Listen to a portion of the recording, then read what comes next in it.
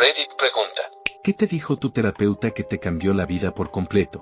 La noche que mi papá murió estábamos en su cama del hospital. Había prohibido que mi novio abusivo de ese entonces viniera, porque no lo quería ahí y a mi familia no le gustaba. No paraba de llamar a mi mamá, ya que yo había apagado mi teléfono. Me culpé por años y le dije a mi terapeuta que lo último que escuchó mi papá fue que yo estaba discutiendo con mi ex. Mi terapeuta me dijo: ¿qué tal si tu papá escuchó que te plantaste y le dijiste que no? Estoy muy agradecida de que me dijera eso y se lo digo seguido, porque eso cambió por completo esa vergüenza. Creo totalmente que mi papá se hubiera sentido muy orgulloso de mí por haberle dicho que no a mi ex. Tu cerebro está diseñado para mantenerte con vida, no necesariamente para hacerte feliz. Por eso, es fundamental que seas tú quien tome acciones conscientes para buscar la felicidad, en lugar de esperar que tu mente, por sí sola, te la proporcione. Este pensamiento resonó con muchas más personas de lo que imaginaba. Gracias a todos los que lo leyeron y comentaron. De verdad espero que a alguien le sirva. Y sí, lo reafirmo al 100%, tu cerebro siempre está tratando de mantenerte a salvo. A través del proceso terapéutico, fui entendiendo que mi ansiedad, mi depresión y mi TOC relacionado con la contaminación, aunque no alcanza un umbral clínico formal, no son enemigos, ni fallas de carácter. Son expresiones de un cerebro que intenta protegerme, aunque a veces lo haga de forma disfuncional o dolorosa. Estas experiencias han sido frustrantes, desgastantes, y sí, incluso me han llevado al hospital. Pero algo cambió cuando empecé a observarlas con atención, a analizarlas con curiosidad en lugar de juicio. Al desarrollar una compasión honesta hacia mí mismo y hacia mi mente, logré empezar a sanar. No se trata de justificar el sufrimiento, sino de entenderlo. Y en ese entendimiento, encontré una herramienta poderosa para empezar a vivir con más calma, más conciencia y, poco a poco, más felicidad. Descansar también es productivo. Recuerdo un momento en terapia en el que describí lo que creía que otra persona debía haber estado pensando o sintiendo cuando hizo algo que me dolió. Estaba convencida de que sus acciones tenían una intención negativa o, al menos, desconsiderada hacia mí. Entonces, mi terapeuta me ofreció una versión alternativa de lo que esa persona podría haber estado sintiendo o pensando. Esa nueva perspectiva no solo era completamente plausible, sino también mucho más amable que la mía. Y lo más impactante fue que, aunque yo no había considerado esa posibilidad antes, tenía perfecto sentido. Fue en ese momento cuando me di cuenta de algo fundamental. Mi interpretación de la realidad podría estar profundamente equivocada, y que esas interpretaciones erróneas me estaban generando un sufrimiento innecesario. Aprendí que necesitaba ir más despacio antes de juzgar las acciones o palabras de los demás. Especialmente cuando se trata de personas en quienes tengo motivos para confiar. Entendí que es mucho más saludable buscar una aclaración antes de sacar conclusiones cargadas de emoción. Mi terapeuta llamaba a este ejercicio contar una historia alternativa. Me pedía que, en lugar de aferrarme a la narrativa dolorosa que me había construido, intentara imaginar otra versión más compasiva de los hechos, y que se la contara, o me la contara a mí misma. Al principio me costaba. Pero fue ahí donde me di cuenta de que, sin darme cuenta, me estaba contando una historia muy sesgada, en la que yo siempre quedaba en el lugar más despectivo posible. Y lo más transformador de todo es que, después de repetir ese ejercicio suficientes veces, empecé a poder hacerlo sola. Empecé a notar mis propios patrones negativos, a cuestionar mis pensamientos automáticos, y a darme la oportunidad de ver las situaciones con más matices. No se trata de negar lo que duele, sino de abrir la puerta a interpretaciones que no te destruyan por dentro. Cuando estaba hablando de por qué sentía que no podía dejar mi relación abusiva, cuando dije que no era un patrón de comportamiento para mí, y que nunca me había encontrado en una situación así antes. Me dijo que esta relación imitaba el ciclo de abuso con el que había estado lidiando desde que era niña, con mi madre. El abuso. El stonewalling, bloqueo emocional. El silencio. Culpándome por su comportamiento. Descartar / desheredar. La reaparición sin rendir cuentas. La negación de cualquier mal. Una y otra vez durante décadas. Era exactamente lo mismo. Nunca me había encontrado en esta situación románticamente por pura suerte, simplemente nunca había tenido parejas abusivas antes. Pero mi respuesta al abuso era volver casi exactamente de la misma manera que lo hacía cuando era niña y adulta joven con mi madre. Hacerme pequeña. Priorizar la relación por encima de mi bienestar. No tener límites. Perdonarlo todo. Andar con pies de plomo. Hacer todo lo que pueda, incluida la terapia, para arreglarme y descubrir cómo solucionar la situación, todo por mi cuenta. Encerrarme en mí misma. Construir muros emocionalmente. Disociarme. Me cayó como un balde de agua fría. La razón por la que te sientes así es porque tus acciones/decisiones no son congruentes con tus valores. Soy consciente de que por eso mi cuerpo está tan estresado, pero todavía no tengo la fuerza para hacer los cambios necesarios para que mi mente, mi cuerpo y mi alma trabajen juntos. Cuando hablé con mi terapeuta sobre mi infancia, una infancia realmente dura, me dijo algo que nunca olvidaré: ya sobreviviste lo peor. Esa frase me golpeó con fuerza porque, por primera vez, me di cuenta de que, efectivamente, había salido viva de todo aquello que me había lastimado. Años antes, cuando tenía 23, mi mamá también me había dicho algo que se quedó grabado en mi memoria: ya has pasado por tantas cosas horribles en la vida. ¿Todavía no has experimentado la paz ni la calma? ¿Por qué no te quedas a ver qué se siente? Ambas frases, aunque simples, me dieron un cambio de perspectiva enorme. Me hicieron entender que mi vida no tenía por qué ser solo dolor, que no estaba condenada a repetir los mismos patrones ni a quedarme en circunstancias que alimentaban mi depresión. Por primera vez, empecé a considerar seriamente la idea de alejarme de todo aquello que me hacía daño. Siguiendo ese consejo, tomé la decisión de mudarme a otro estado, lejos de mi familia y del entorno que perpetuaba mi sufrimiento. Y, para mi sorpresa, descubrí que era posible experimentar aquello de lo que me habían hablado: la paz, la calma y, poco a poco, la posibilidad de construir una vida diferente.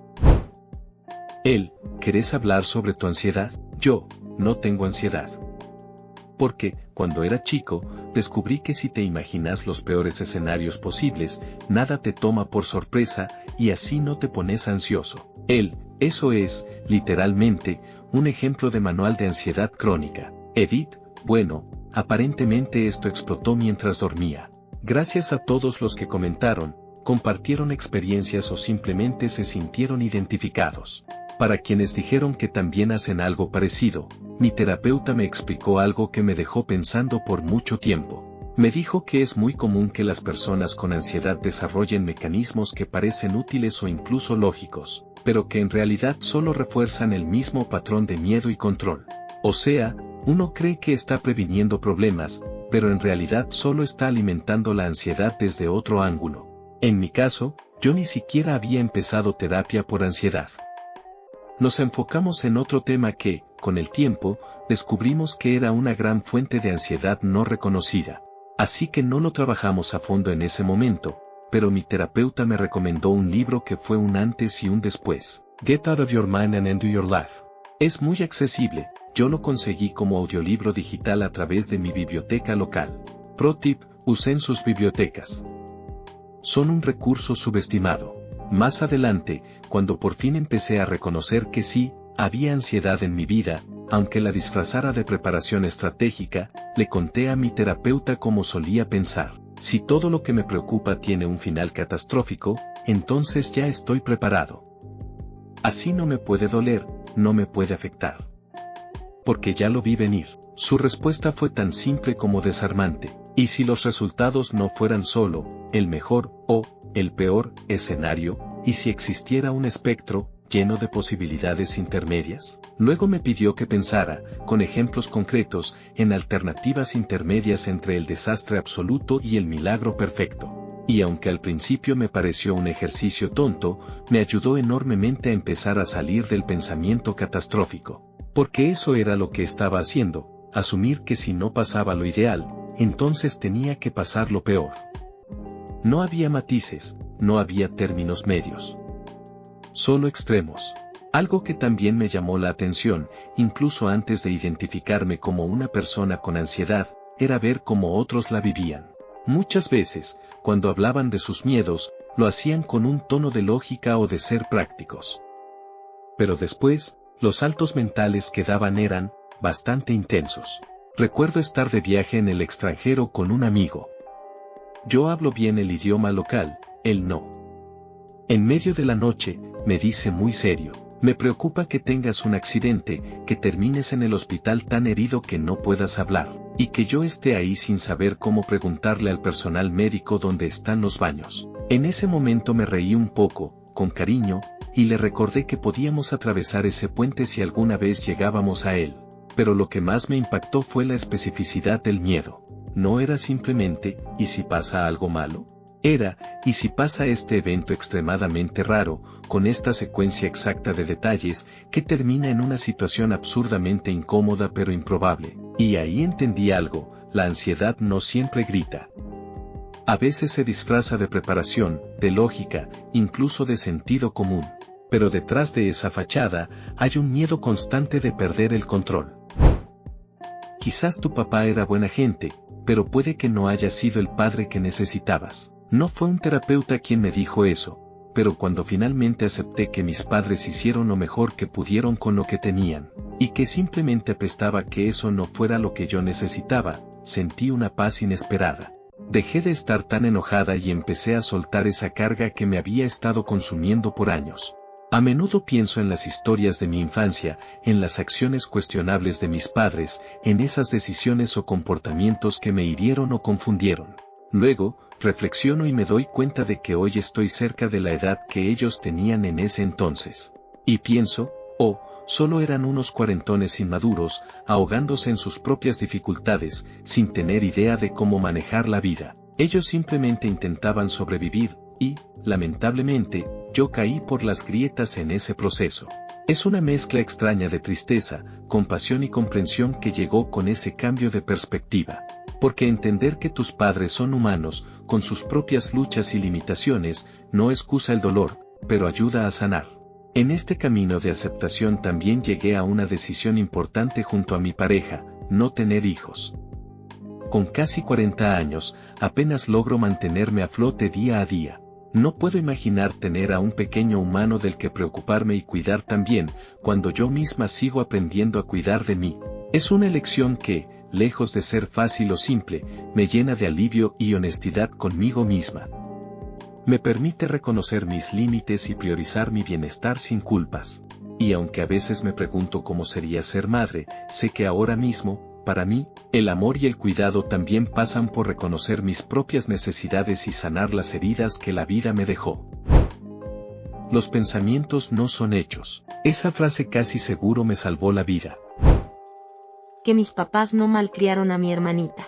Ir a las reuniones de padres y maestros, comprar ropa nueva que no fuera solo para el regreso a clases, estar dispuestos a inscribirte en un deporte y llevarte a los entrenamientos. Eso no es malcriar. Eso es ser padres, punto. No soy terapeuta, pero darme cuenta de que mi mamá hacía todas esas cosas bonitas por mi hermano, y no por mí, porque en realidad lo estaba maltratando aún más que a mí, fue impactante. Fue un cambio de perspectiva brutal. Algo parecido pasó en mi familia. Mis hermanos mayores me molestaron por años por ser la bebé, por estar más protegida y recibir trato de niña chiquita. Creían que yo era la favorita, que me daban más cosas o me cuidaban más. Lo que ellos no sabían era que mi mamá, después de las visitas de los servicios sociales cuando yo era pequeña, había cambiado sus tácticas de abuso. Había aprendido a no dejar marcas visibles. Para cuando todos en la familia fueron adultos, y yo era la única que seguía atrapada viviendo con ella, mi mamá ya había perfeccionado el arte de hacer daño sin dejar huellas externas. Así que sí, yo era la única que tenía mi propio cuarto. Yo era la que finalmente recibía ropa nueva para la escuela en vez de las prendas usadas de mi infancia. Pero al mismo tiempo, también me estaban torturando. Esa dualidad fue devastadora de entender. Por fuera parecía que yo tenía privilegios. Por dentro, estaba pagando un precio silencioso y doloroso. Mis hermanos veían solo la superficie y no la dinámica oculta. Para ellos, yo era la consentida. Para mí, era sobrevivir a un tipo distinto de violencia. Con el tiempo entendí que a veces, en las familias disfuncionales, los signos de privilegio pueden ser también los signos de un abuso diferente. Y que cada hijo, en ese sistema, puede estar viviendo su propio infierno particular, aunque desde fuera parezca otra cosa. Reconocerlo me ha ayudado a sanar un poco, a dejar de culparme y a entender que mi historia no era un capricho ni un invento. Era real, era compleja, y duele, pero también me ha dado la fuerza para nombrarla. Me preocupa tu seguridad. Fue la primera vez que una persona completamente imparcial, alguien que no tenía ningún interés personal en mí, expresó de manera directa su preocupación de que mi, ahora ex, pudiera llegar a matarme. Yo estaba atravesando una separación matrimonial. Me sentía rota, desorientada, agotada.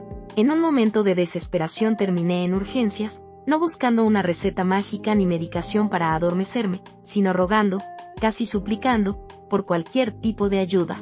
Algo que me hiciera sentir que no estaba sola. Esa persona me escuchó, me miró, y no solo me dijo que necesitaba ver a un psiquiatra al día siguiente. Llamó a mi celular al día siguiente para asegurarse de que realmente lo estaba haciendo. Esa llamada, ese gesto, significó muchísimo más de lo que puedo explicar con palabras. No sé qué tan mal me veía por fuera, pero por dentro estaba completamente devastada. Joder, cuando pienso en ese momento ahora, me doy cuenta de que a veces un gesto así, tan simple, tan humano, puede marcar la diferencia entre seguir cayendo y encontrar un mínimo punto de apoyo para levantarte. Alguien ajeno a tu vida, sin ninguna obligación, que decide preocuparse lo suficiente como para intervenir y comprobar que estás a salvo. Eso me dio un atisbo de esperanza en medio del caos. No estás loco. Lo que pasa es que estás estresado. La situación en la que vives te está causando un estrés inmenso. Y luego, 2 sesiones después, cuando acepté que no estaba loco, ¿qué planeas hacer para salir de esta situación? Tuve una primera evaluación con un terapeuta después de que mi médico de cabecera me refiriera. Al final, me dijo, tú, mi querida, no tienes un problema de salud mental, tienes un problema de trabajo. Con gusto seguiré viéndote, pero a menos que consigas un trabajo diferente, es probable que las cosas no cambien. Tenía toda la razón. En mi primera sesión con una consejera nueva, le estaba contando sobre una situación emocionalmente agotadora en la que estaba metida y cómo tengo la costumbre de cargar con los problemas de todos, incluso cuando eso es en mi propio perjuicio. Ella me escuchó con atención y luego me señaló algo que nunca había puesto en palabras, que esa tendencia venía de falta de autoestima. Me explicó que, en el fondo, yo sentía que no valía nada por mí misma, así que intentaba compensarlo siendo útil para los demás. En ese momento, un montón de piezas encajaron de golpe. Edith, aparentemente, le solté esa bomba a unos cuantos más. ¿Lo siento? Bueno, al menos ahora que lo saben, pueden empezar a averiguar cómo protegerse. Para mí, todo empezó con algo muy simple. Preguntarme si realmente tenía la energía para ayudar o ser un oído atento en una situación dada. Eso me dio, al menos, la capacidad de reconocer cuando estaba siendo autodestructiva y, algunas veces, incluso evitar meterme. Por si sirve de algo, la gente suele responder bastante bien a algo como, lo siento y eso es una mierda, pero no sé si tengo la capacidad para ayudar ahora mismo. Mi terapeuta me hizo notar que nunca me habían dado la opción de ponerme a mí primero, así que de adulta me lanzaba a todas las granadas, especialmente cuando era en mi propio perjuicio. Entonces él solo me dijo, muy tranquilo, para que lo sepas, no tienes que hacer eso. Podés priorizar tu salud y tu bienestar, y la gente igual te va a querer. Y yo me quedé como, ¿qué? Ese momento me sacudió. Porque toda mi vida había asumido que mi valor estaba atado a lo que podía dar, hacer o resolver para otros. Que si dejaba de ser útil, dejaría de ser querida. Y que ponerme a mí primero era ser egoísta. Esa frase tan simple, no tienes que hacer eso, abrió una grieta en esa creencia. Me hizo empezar a pensar en la posibilidad de que podía cuidarme a mí misma y aún así merecer amor y respeto. Que no tenía que vivir desgastándome para demostrar que valía algo. La empatía sin límites es el abandono de uno mismo. Hablando de mi papá y su nueva esposa, ella es su familia, no la tuya. Nunca pensé que esa fuera una opción. Eres el esposo número 4. Quizás el problema no seas tú. Y esto de mi psicólogo, la mayoría de los suicidios fallan. Los músculos se contraen para detener el flujo sanguíneo, el estómago vomita las pastillas, la mano se echa para atrás al apretar el gatillo. Luego vuelven a esa silla más deprimidos porque ahora su cuerpo está jodido. Ayudé a cuidar a un hombre que había intentado quitarse la vida porque se había vuelto muy discapacitado físicamente. Su esposa lo encontró al borde de la vida y la muerte y lo salvaron.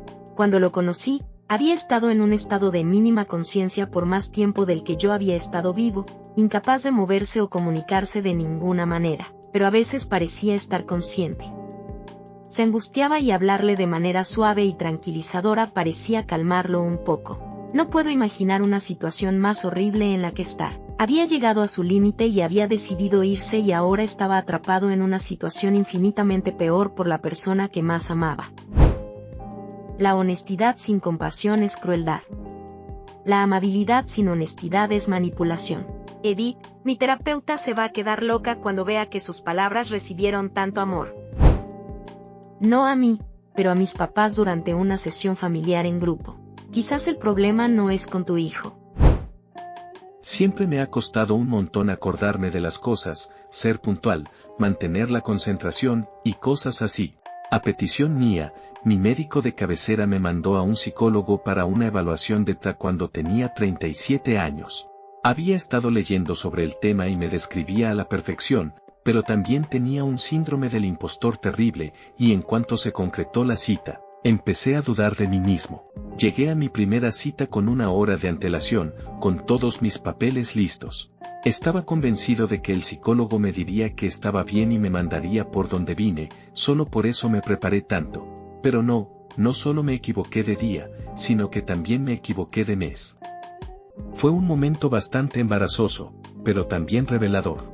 En la segunda sesión, me sentó frente a él y me dijo: el hecho de que hayas llegado hasta aquí sin un diagnóstico ni ninguna ayuda es francamente asombroso. Tengo que preguntarte, sin faltarte al respeto, ¿cómo has mantenido un trabajo? Eso me hizo abrir los ojos de una forma que no esperaba. Escuchar la confirmación de que algo andaba mal, y que no era solo yo siendo vago o desorganizado, cambió totalmente mi perspectiva. Fue un punto de inflexión. Empecé a tomar medicamentos, y también a investigar cómo podía ayudarme a mí mismo de una manera que funcionara con la forma en que mi cerebro percibe la vida. Honestamente, me cambió la vida para bien. Todavía tengo mis momentos difíciles, pero ahora que entiendo por qué hago las cosas como las hago, puedo contrarrestarlas o incluso prevenirlas. Aprender a manejar el TDA no fue cuestión de magia, sino de conocimiento y paciencia conmigo mismo. Cuando finalmente me diagnosticaron TDA a los 41 años, mi psicólogo me dijo algo que se quedó conmigo para siempre. Tienes que aprender a ser amable contigo mismo por todo lo que has pasado. Has estado haciendo lo posible por navegar la vida en un mundo para el que tu cerebro no está diseñado. En ese momento, me puse a llorar a moco tendido en su oficina, y el pobre tipo no tenía ni idea de qué hacer. Pero esas lágrimas fueron necesarias. Por fin sentí que alguien entendía que no era un problema de voluntad o de pereza, sino de algo más profundo. Esa sesión me dio permiso para empezar a ser más compasivo conmigo mismo y dejar de pelearme por cosas que simplemente no podía controlar. Fue el inicio de un camino de autoconocimiento y aceptación que sigue hoy. No es tu trabajo ser el soporte emocional de tu mamá. ¿Sabes que ella se supone que te cuide a ti? Yo tenía 11 años en ese momento. Bueno, eso es lo que yo querría en cualquier relación. ¿Por qué tú no querrías eso también? Me hizo darme cuenta de que mi terapeuta de largo plazo no era buena para mí. Me di cuenta de que estaban proyectando sus propias relaciones y problemas en mis sesiones. Ella dijo: eso suena bien difícil. Nadie más en mi vida estaba ni siquiera ahí para escucharme, así que esto fue increíble. No creo ser una persona ansiosa. Eso le dije al terapeuta durante una sesión familiar por el TOC de mi hija. Pero en menos de 10 minutos, había mencionado preocuparme por 10 cosas diferentes, una tras otra. El terapeuta, con mucha paciencia, empezó a quitar capas y a profundizar en lo que estábamos hablando. Mi hija describió un escenario que claramente le generaba mucha ansiedad, y él comentó: eso es ansiedad, y vamos a trabajar en eso. Yo interrumpí rápidamente, convencido: no, eso es normal. Todos se sienten así en algún momento. Entonces me miró, con una mezcla de calma y firmeza, y simplemente me dijo: acabas de decir que te preocupaban 10 cosas diferentes en 10 minutos. Esa frase me golpeó de lleno. A mis 50 años, esa simple observación cambió por completo mi perspectiva de la vida y de mí mismo. Por primera vez, empecé a entender que la ansiedad no siempre es tan visible o dramática, pero puede estar ahí, invisible, infiltrándose en los pequeños detalles cotidianos, y que negar su presencia solo me alejaba de buscar ayuda. Desde ese momento, empecé a mirar mis preocupaciones bajo otra luz y a aceptar que, aunque no me sintiera ansioso, ese era un aspecto real y presente en mi vida. Y eso abrió la puerta para un cambio importante en mi bienestar mental. No es el rol de una esposa rebajarse para que su esposo se sienta mejor. Yo también soy de las que les gusta complacer a la gente y eso me llegó como un balde de agua fría. Negligencia infantil boa, no. No quería sonar tan dramático. No fue así, no había comida. No en las alacenas, pero siempre nos conseguía papas fritas o espagueti para la cena. Así que, no era una comida balanceada. Eso es negligencia. Si lo pones así, no te llevaba a la escuela. Íbamos, pero faltábamos seguido. Negligencia educativa. Tiene sentido. Se iba a dormir toda la tarde y no te dejaban despertarla. Negligencia emocional. Tenías que cuidarla cuando estaba borracha. Parentificación, lo que significa que la cuidabas a ella cuando se suponía que ella te cuidara a ti. La negligencia no se trata solo de que tan limpia está la casa, qué zapatos tienes o la higiene personal. La negligencia tiene muchas caras. Esto fue de mi psiquiatra que me estaba tratando por una depresión bastante severa. Le pregunté y si no hay mejoría para mí, y si esto es solo medicina paliativa, y me dijo toda la medicina es paliativa. Mejoré, y tenía razón. La persona más enojada parece la más loca. No importa si tienes razón, pareces un psicópata. Tengo problemas de ira y no entendía por qué la gente no podía ver el porqué. Es porque mis acciones y niveles de enojo hacían que la gente pensara que estaba loco. Edith, gracias a todos por sus respuestas. Quería agregar que tuve una infancia, matrimonio y otras relaciones horribles. Mi reacción por defecto siempre ha sido estar encabronado. Especialmente cuando veía o escuchaba a alguien haciendo algo mal. Explotaba, haciéndome parecer psicótico mientras la persona que hacía cosas malas se mantenía calmada y, por lo tanto, hacía que los espectadores creyeran que yo estaba equivocado. Me tomó muchos años encerrar esa ira, y todavía tengo que trabajar en ello a diario, para poder demostrar que en realidad no soy psicótico. Que merecía la misma amabilidad que les mostraba a otros seres humanos y a los animales. Un día, durante una sesión con mi terapeuta, me preguntó algo que nunca me había planteado seriamente. ¿Qué es lo que más te gusta de ti misma? Después de una larga pausa, dije tímidamente que era amable. Me pidió que le diera ejemplos, así que empecé a contarle algunas de las cosas que hacía sin pensar demasiado: cocinar para amigos enfermos, mantenerme sobria solo para poder cuidar a alguien durante fiestas locas, ser vegana por razones éticas, trabajar con niños discapacitados, y a veces violentos, por un salario mínimo, recoger a amigos varados a altas horas de la noche, ser voluntaria en organizaciones que ayudan a animales, y ser la casa a la que todos acudían cuando tenían un problema. Él asintió, pensativo, y luego me hizo una pregunta que me paralizó. ¿Pero eres amable contigo misma? Esa simple pregunta me hizo sentir como si me hubieran dado un golpe en el estómago. La idea de que yo mereciera la misma amabilidad que daba a los demás era algo que no había considerado nunca. Fue como si todas las críticas internas y el autorreproche se quedaran mudos por un momento, y me quedara solo esa verdad incómoda pero liberadora. No tengo hijos, pero para poder entenderlo mejor, empecé a pensar en Pigeon Bicle, mi gato, como si fuera ese ser en mi casa que no puede cuidarse solo y que depende de mí. Tengo que ir a casa a darle de comer, me repetía. Pobre criaturita. Nunca lo he conocido en el sentido humano, pero ese pensamiento me ayudó a comprender algo importante. Yo también soy ese ser vulnerable que necesita cuidado. Así que empecé a apagar esa buena onda conmigo misma. Alguien, Tal vez mi yo del pasado compró el supermercado y lo dejó listo en el refrigerador para que el yo del mañana tuviera comida. Yo soy esa persona para mi yo futuro. Y así, poco a poco, esos pequeños actos de autocuidado se volvieron una rutina. En otra sesión, mi terapeuta me hizo una pregunta que me dejó pensando durante días. ¿Podrías tratarte a ti misma como tratarías a un cachorrito? Me explicó, no sobrealimentarías a un cachorrito para que se vea de cierta manera, pero tampoco lo dejarías morir de hambre. Lo cuidarías, serías paciente con sus errores, lo protegerías. Esa misma paciencia y cuidado merece tu propio ser. Esa idea me voló la cabeza. Por primera vez, entendí que cuidarme no era un acto de egoísmo ni de debilidad, sino de respeto y amor propio. Desde entonces, cada vez que siento que quiero ser dura conmigo misma, que quiero ignorar mis necesidades o castigarme por no ser perfecta, me pregunto, ¿le haría esto a un cachorrito? Casi siempre la respuesta es no. Este simple cambio de perspectiva ha transformado mi relación conmigo misma. Me ha enseñado que la amabilidad no solo es para los demás, sino que también es una herramienta vital para sobrevivir y crecer.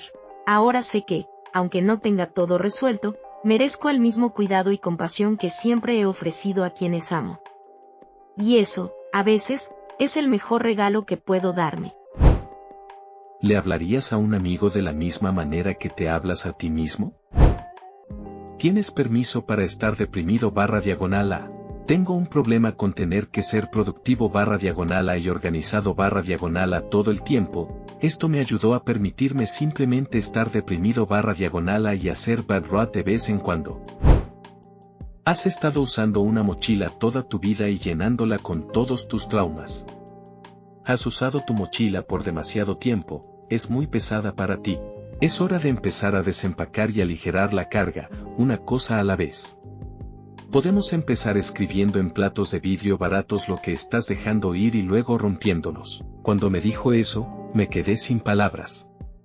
Esa imagen me atravesó por completo, yo, cargando con esa mochila invisible durante años, sin cuestionarme su peso, sin darme cuenta de que podía ponerla en el suelo y abrirla. Era la primera vez que alguien me daba un permiso simbólico para soltar, aunque fuera poco a poco. La amaba. Era una terapeuta certificada en TED, trauma infantil y adolescente, y adultos. La persona más amable que conozco. Siempre me recordaba algo que todavía repito mentalmente, no tienes que dar explicaciones a nadie, ni siquiera a tus padres. Esa frase, tan simple, derribó muros en mi cabeza. Mi terapeuta también me ha dicho cosas similares en otras sesiones. Una de las que más me marcó fue esta: tú eres el adulto. Los adultos responden preguntas de forma sencilla. Solo los niños necesitan explicar o justificarse. Tú eres el adulto en esto. Asegurémonos de que el adulto tú tenga las herramientas necesarias para tener esta conversación. Me dejó pensando muchísimo. Inmediatamente me sorprendí justificando, casi por reflejo, por qué tenía que justificar mis respuestas al padre en cuestión. Era como si mi niño interior se activara sin darme cuenta.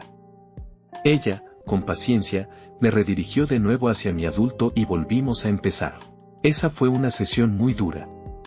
Dolió enfrentarme a mi propio hábito de excusarme, de explicar cada paso como si tuviera que ganarme el derecho de existir. Pero también fue profundamente liberador. Poco a poco, entendí que yo sí podía responder de manera sencilla y directa, que no tenía que cargar con la culpa ni las expectativas de nadie. Ese día aprendí que desempacar la mochila no siempre es un acto dramático, a veces son gestos pequeños, escribir en un plato de vidrio lo que dejas ir, romperlo y ver cómo se hace añicos. O recordarte que tú eres el adulto en tu historia, que puedes responder sin justificarte. Cada vez que lo practico, siento que mi mochila se vuelve un poco más liviana. Y aunque el proceso sea lento y duro, esa sensación de alivio vale todo el esfuerzo. ¿Es tu estrés o el de ellos? Me hicieron una pregunta parecida a mi terapeuta hace años. En ese momento me estaba derrumbando por una cantidad de estrés increíble y una sensación aplastante de que nada me salía bien a pesar de que hacía todo lo correcto.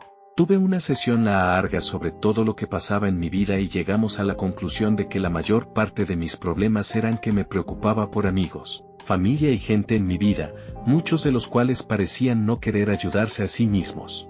Fue una llamada de atención de la gran...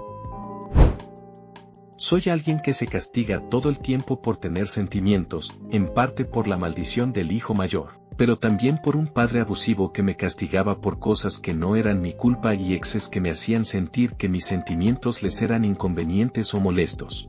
Me programó para quedarme callado cuando estoy molesto y no pedir cosas que necesito de la gente porque si lo hago, me da miedo lastimar sus sentimientos y que no me elijan. Cuando me enfrento a conversaciones o problemas difíciles con otros, estoy tan preocupado por ellos que dudo si está bien sentir lo que siento y si es justo estar molesto. Así que me cuesta tratar de establecer límites para mí mismo. Cuando hablo con mi terapeuta sobre si es justo pedir esto o aquello a alguien y si algo es un problema lo suficientemente grande como para mencionarlo, me mira y me dice, no importa lo que piensen ellos, es un gran problema para ti. Eso es suficiente. Me hizo llorar a mares, jaja.